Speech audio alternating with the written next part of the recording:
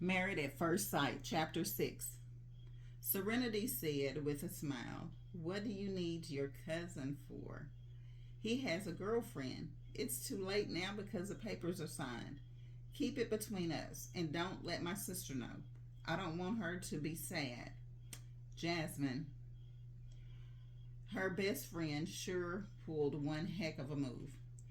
There are all those Lifetime movies and romance novels about blindly marrying a multimillionaire. Maybe that's the case with you too, Seren. Smacking her best friend in the head, Serenity remarked with a grin, "I bet you read all the chick lit in the shop. Dream about marrying a billionaire at first sight. Do you think the place is crawling with billionaires?" Jasmine rubbed on the bump inside as Serenity had a point. Jasmine then asked, "Where's your husband's place?" "Brynfield." "Not bad. Plus, it's not far from our shop." "Where does your husband work?" "Do you need help with economic aid?" Studying her best friend's face, Serenity answered, "You sound like my sister.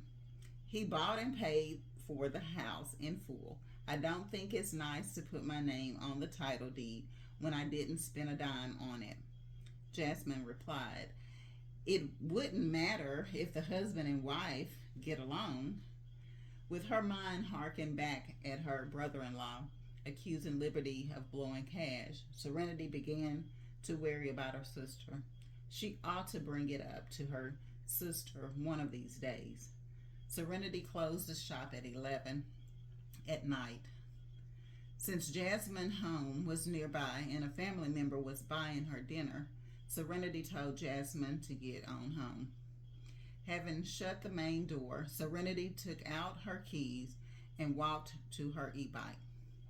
She rode for 20 minutes until she arrived downstairs at her sister's place. It was only when Serenity parked the bike that she realized she no longer lived there. Lifting her head, Serenity glanced at the floor her sister was on and found that the lights were out. Although feeling down, Serenity left the family of three to be and rode her e-bike into the night. It was midnight by the time she reached Brynfield. She was welcomed by darkness as she pushed the door and entered the house. It did not feel like anyone lived in this space. Grabbing her pajamas from the suitcase, Serenity took a hot shower and allowed the weariness to rock her to sleep. Meanwhile, at the Wellspoons Hotel, flanked by bodyguards, Zachary walked out of his family-owned hotel.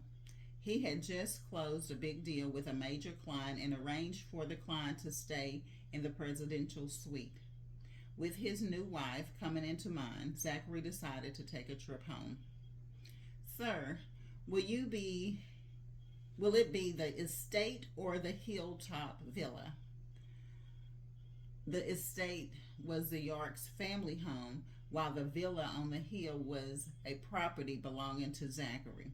His permanent house was the villa, but he would catch up and have dinner with the elders of the family at the estate every now and then. To Brynfield. Thank you for listening. Tune in for Chapter 7.